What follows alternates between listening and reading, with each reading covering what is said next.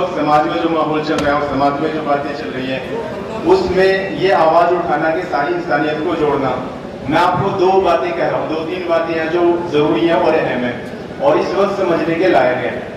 एक तो ये है कि एक बात ये आती है कि भाई ये फला आपका प्रतिनिधि है और ये फला आपका प्रधान है। मैं आप सबके मर्तबे को और आप सबके ओहदे को बढ़ा रहा हूँ। आप इस बात को याद रखना, कोई भी आदमी किसी खाब का प्रतिनिधि तो है, लेकिन जितने भी दुनिया में इंसान है वो सबसे पहले उस रब के प्रतिनिधि है जिसने उसको पैदा किया। हर इंसान जो है उस रब का प्रतिनिधि, वो सबको देखना चाहता है कि दुनिया में कौन क्या काम करता है। वो मुझे भी देख रहा है, आपको भी देख रहा है, सबको देख रहा है और हर आदमी के कर्म उसके साथ हैं कि कौन आदमी किन कर्मों को कर रहा है। अपने कर्मों का फल उसको मिलकर रहेगा दुनिया में भी और मरने के बाद भी। दूसरी बात यह है कि इस वक्त जो ये नारा लगाया जाता है कि भाई आप जय श्री राम कहो और जय श्री राम कहने से आदमी हिंदू बन जाएगा।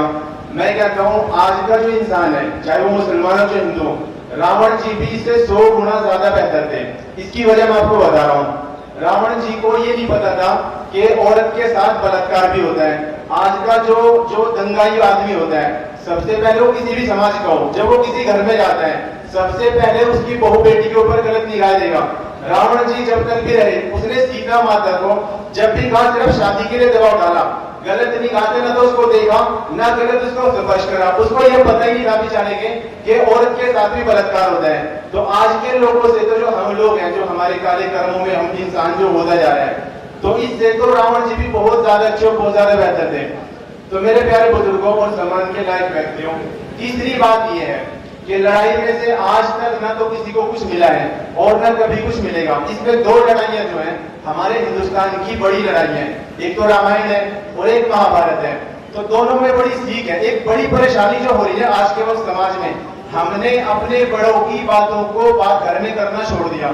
हर आदमी प्रेजेंट बात कर रहा है, पहले जो हो चुका समाज में जो हो चुका उन बातों को करना छोड़ दिया। कौरव पांडवों की लड़ाई मशहूर लड़ाई है, आपस में भाइयों की लड़ाई थी, लेकिन बचा कौन? मैं उसके बारे में खूब देखा। तकरीबन 14 लाख के आसपास, 14-15 लाख के आसपास पांडव थे और 24-25 लाख के आसपास कौरव थे, लेकिन बचे 15-20 आदमी। ना वो बचे ना वो बचे। एक तो ये बात है कि बचा ही कोई नहीं। दूसरी बात जो है, सिर्फ 14-15 आदमी पूरी लड़ाई, यानी 40-50 लाख लोग लड़ने वालों में से तो 14-15 आदमी खाली बचे।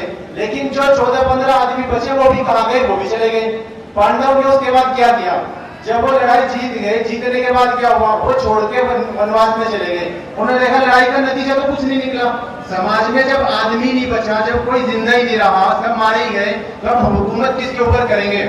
जब गांव में मजदूर नहीं रहेगा तो आपका अनाज कौन काटेगा? आपके खेतों को कौन काम करेगा? आपके मकान को चिनाई कौन बनाएगा? आपके लोहे का सामान का ढांचा करके तैयार कौन देगा? एक आदमी सारे काम नहीं कर सकता। मिलजुल कर समाज चलता है। खेती करने वाले भी चाहिए, दुकानदार भी चाहिए, हर किस्म के लोग चाहिए। इसलिए समाज को सबकी जरूरत है। इसलिए सबको हर हाल में मिलकर साथ चलना ही पड़ेगा। इसलिए सबको, ना तो मैंने किसी को पैदा किया, जब किसी ने किसी को पैदा ही नहीं किया तो इस वजह से मारने का भी किसी को अधिकार नहीं है।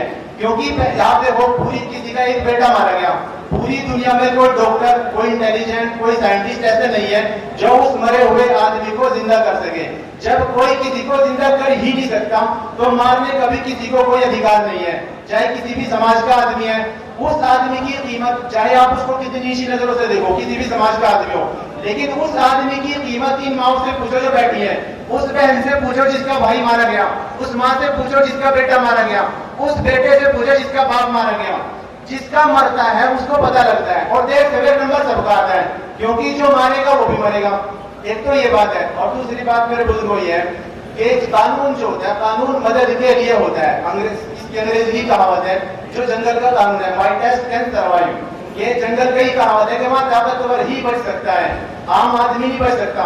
कानून जो, लेकिन समाज जो इंसानों से बनता है, इसमें कानून है, समाज है, पुलिस है, फौज है, नेता है, ये सब हमारे प्रतिनिधि हैं। तो समाज जो चलता है वो कानून की मत। एक गांव में एक आदमी के ऊपर किसी ने जुल्म करा, अब उस गांव की जो जिम्मेदार, उस गांव की जो पंचायत है, उस गांव की जो मजबूत कौम है, जो उस गांव की चौधर है, उसकी जिम्मेदारी है, चाहे वो उसके घर का आदमी हो, चाहे उसके परिवार का आदमी हो, इंसाफ दिलाना चाहिए।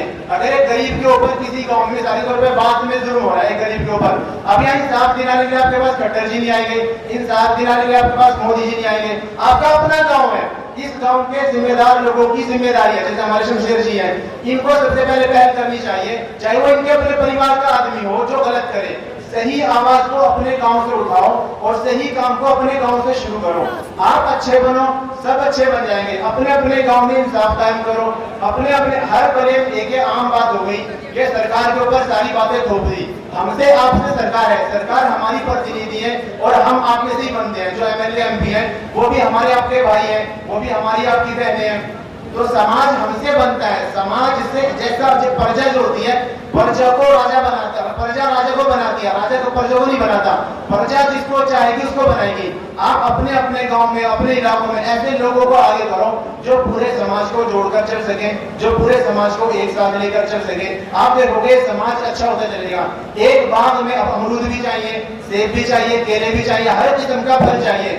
तो गांव में और समाज में भी हर किस्म के लोग चाहिए, सबसे मिलकर ये समाज बनता है।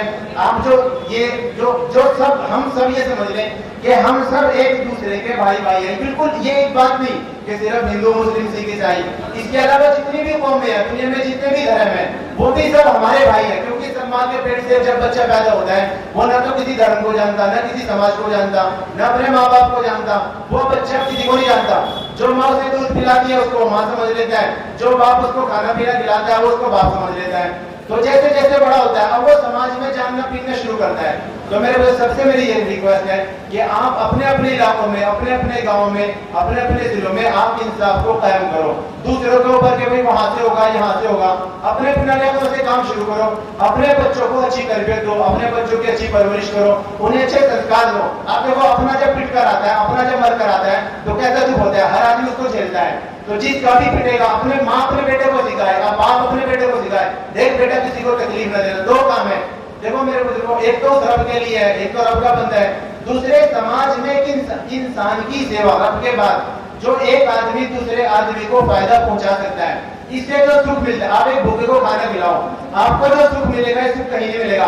आप एक प्यासे को पानी पिलाओ, आप एक गरीब आदमी की मदद करो, आप नंगे को कपड़ा दे दो, आपको जो सुख मिलेगा इसमें वो सुख आपको कहीं नहीं मिलेगा। बड़ी बड़ी गद्दियों में आप प्रधानमंत्री मुख्यमंत्री बन जाओ, वहां भी आपको वो सुख नहीं मिलेगा जो एक गरीब आदमी की मदद कर कर, एक मजलूम आदमी की मदद कर कर आपको सुख मिलेगा। आपसे मेरी बात को याद रखना और आप कोई भी करके देख लो, आपको आपकी आत्मा को जो सुख मिलेगा वो एक इंसान की मदद करके मिलेगा। इसलिए मेरी सबके दरखास्त है, सबसे मेरी प्रार्थना है कि सब एक दूसरे के मददगार बने।